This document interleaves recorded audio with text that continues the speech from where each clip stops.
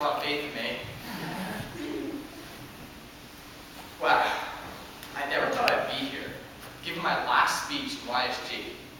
It's been a crazy 2 years from when I first started to this speech now. When I first started chapter, it was a blur. For the first couple of weeks, I never even knew what was going on. But eventually, I started understanding things. But already, I was learning how to do something, but without information telling me how to do it. But let me back up and explain how I even got started in this organization. My mom told me that this event was coming to New Jersey, and they were a public speaking chapter, or organization. And if I liked it, then I could join one of the chapters. And in these chapters, the older students help the younger students. I thought this would be pretty cool to do. I've always loved public speaking, but I wasn't really sure how I could improve it. But I decided to give it a try. I've learned a lot.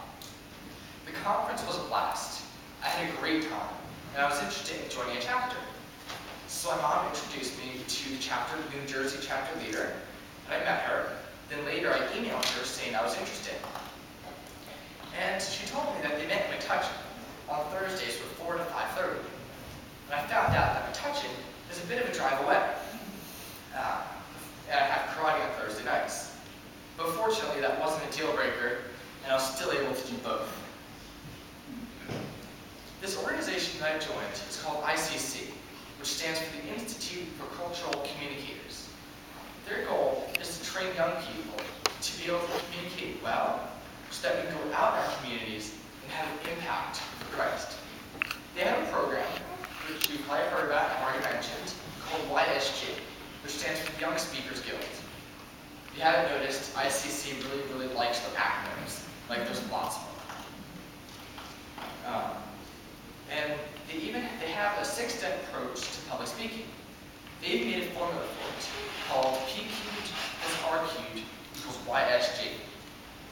The first P stands for purpose. This is why you're giving that speech. It's made clear that for any speech you give, you should have a purpose behind it. You should have a reason for why you're doing it. Next, you have pay. This is the actual writing of the speech, practicing at home, practicing the chapter, and just kind of getting sharpened up. Then you have present. And this is where all the hard work comes together, and you get to present your speech. On the R's, you have rate. When you're at a venue, you have to have the community leader there give you a critique on paper. You have someone from chapter give you a critique. And then you do a self-critique on how you did. And these are important not only for what you did well, and you want to do that again, but for what you can improve on. Because there's always something that you can get better at. Next you have respond. This is another thing that ICC teaches the students. The lost art of sending thank you notes. Every time you give a speech, you have to send, in YSG, you have to send 3 thank you notes to people who are somehow involved in your speech. Finally, we have record. It's always cool to be able to look back and see all this stuff that you've done. And ICC, and YSG, has you record about everything you could possibly record about your speech, with the possible exception of what the weather was like that day. But it is really cool to actually look back and it's like, well, I did that, and that, and that. So I talked a lot about YSG, but I want to talk about it a little more in depth. They have 3 phases. The first phase, you have to give 3 speeches. And the first one is just an introduction of yourself. And you only have to give this one chapter. I enjoyed this one. And at the same time, I had no idea what I was getting myself into. The next speech is your favorite Bible verse. This one, you have to practice it chapter, and then you give it in your community. And this is the standard that you will do for all the following speeches henceforth from that speech. You have to practice the chapter, and you do it in the community. And finally, there was an interpretation.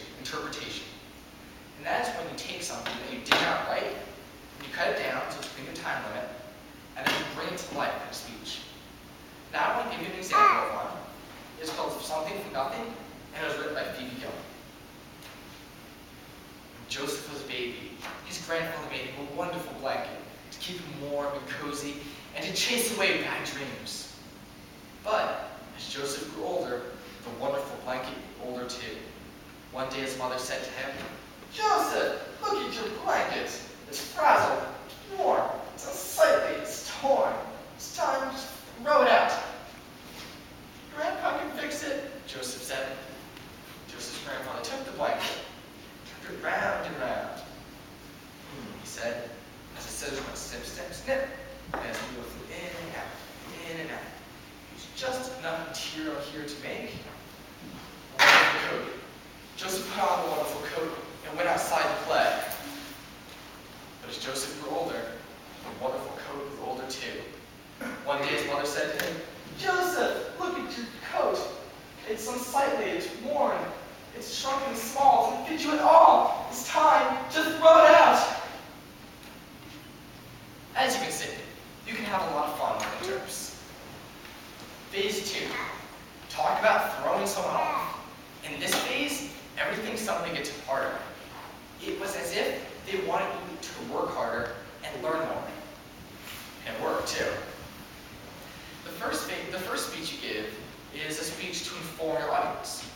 I did this one on karate, and I used visual aids in the speech for the first time. And now I want to show you a small part of that speech. One of my favorite things that I do in karate is sparring. Now I've gotten knocked out a couple times, and a few other minor injuries from that. This is good, because I'm learning that I need to protect myself in a certain way. For example, remember that story I was telling you about at the beginning? Right, I was sparring this black belt, it came in, it clocked me upside the head, right in the eye. And the next day, my eye got swollen, and I got a black eye. Now, as cool as I thought this was, I didn't want to let it happen again. So I learned that first I need to keep my hands up, protect my head, kind of important, and that I don't want to stand in one place for too long. I gave this speech to some younger age kids, and they really liked that part.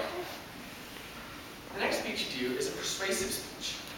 I did this one on Samson, and I gave it to some adult audiences at my church. That was intimidating.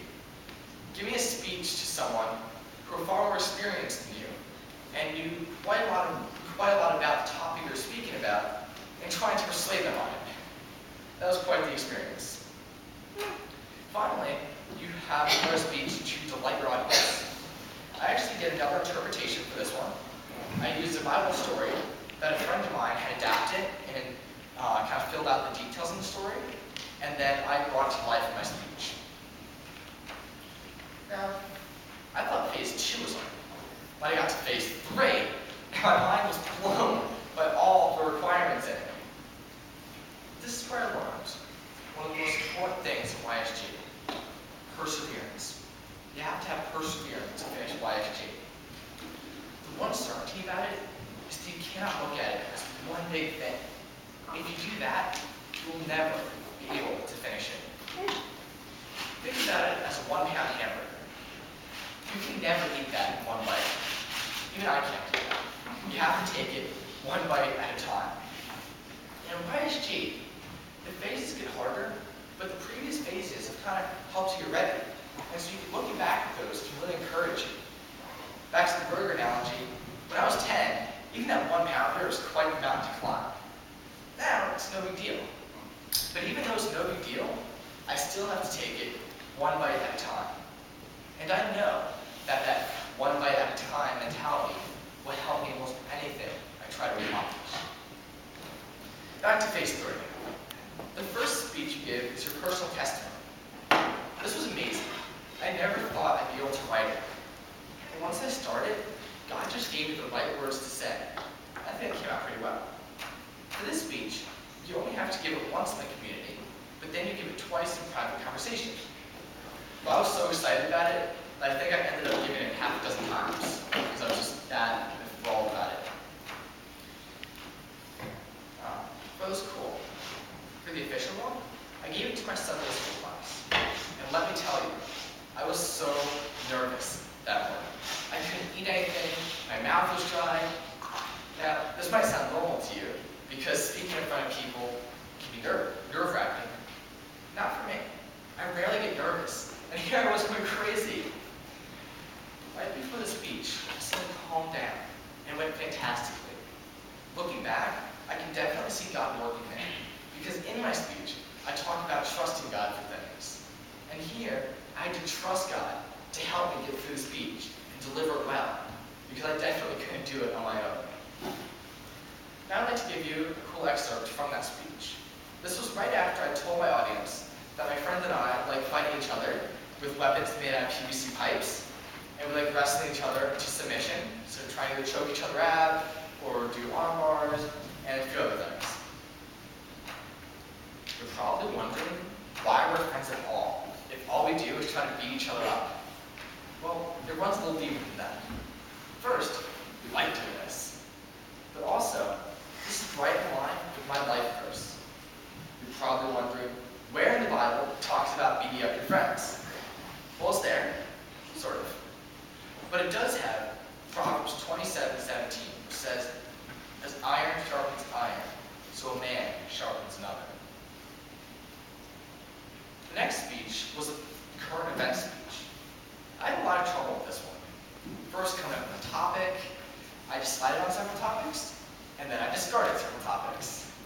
And I finally came to the topic of the Palestinian refugee problem. Alright, should we clear something from here, right? Now, of course it wouldn't be. I wrote a first draft, and that was a hot mess. But, with a lot of help, my older brother, we basically completely rewrote the whole thing, and it came out a lot better. I also had a lot of help from my older sisters in researching for it. For the next speech, I had to seek advice from an adult who has seen me speak on what my topic should be. And I came to the topic of witnessing. I really like this speech because I can end passionately and with a big bang. And it's always fun if you can end your speeches like that. So those are the YSG speeches. No big deal, right? Well, there's a little more to it. But I don't want to frighten you because I haven't done a lot of YSG yet.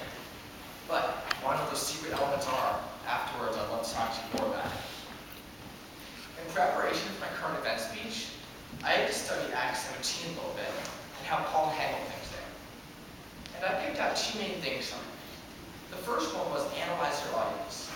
You see several times that Paul, he would kind of play out to his audience. But he did this without compromising his beliefs or his position. In the same way, we want to analyze our audience. Think about how we can connect with them. Because that's the whole point of speech. If you're just sitting there talking and you're here, your audience is over here, that's not a very good connection.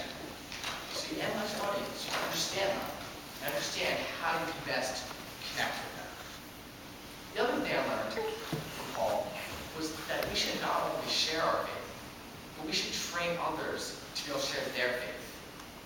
You might notice that this is exactly what ICC teaches students to do. It trains us to be able to communicate effectively so that we can go out in our communities and have an impact for Christ. Remember when I said before that YSG is eating a one-pound hamburger and needs perseverance? It's also like running a marathon. Marathon's hard, but you train for it. You build up for it, just like you build up in YSG. In YSG, in the 3 phases, they each get harder as you go along. But I did them in about the same amount of time. And I think actually the 3rd phase is the shortest amount of time. Because the previous phases had hardened my YSG muscles. And the 3rd phase, you put a real bulk and tone on them. Think about this. You're running that marathon, but you're doing it with a big, heavy backpack. Imagine how much harder that would be. That was what it felt like sometimes in YSG. Like I was doing that marathon, that heavy backpack. And I was making it much harder on myself than it needed to be. Now, as impressive as that would be, it's not very efficient for getting a good time in the marathon. YSG teaches you to be efficient in your time, so that if you don't, you're making it 10 times harder on yourself. I want to make one more comparison as to what YSG is like. There's so many comparisons we can make from that. This is cool. YSG is like a fight. I love hockey, and I love hockey fights. But if you've ever seen one, it looks something like muscle, just kind of swinging away at each other, and no control. This is karate training kicking in here.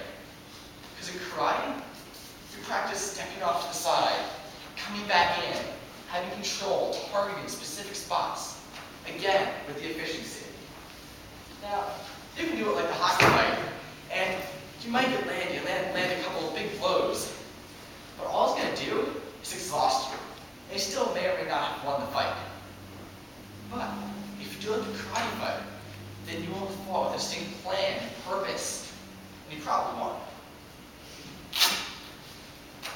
I want to think about YSG's goal a little bit here. To train young people to be able to communicate well so that we can go out in our communities and be Christ's ambassador. What does it mean to be an ambassador for Christ? Well, what's an ambassador? Someone who was sent by someone else to convey a message. Christ has sent us on a mission to spread his word. We need to do that. I need to do that. You need to do that. Fellow students, I challenge you, listen to God's calling for you, and be ready for him to call you for his purpose. It doesn't matter how old or young you are, you can always share God's word. And there's no time like the present for him to use you. So be ready. And thus ends my YSG career and the longest speech I've ever given. But it is the beginning of so much more. Like we say in karate, when a student gets his black belt, all those years that took to get the black belt, you're learning how to learn. And when you get to black belt,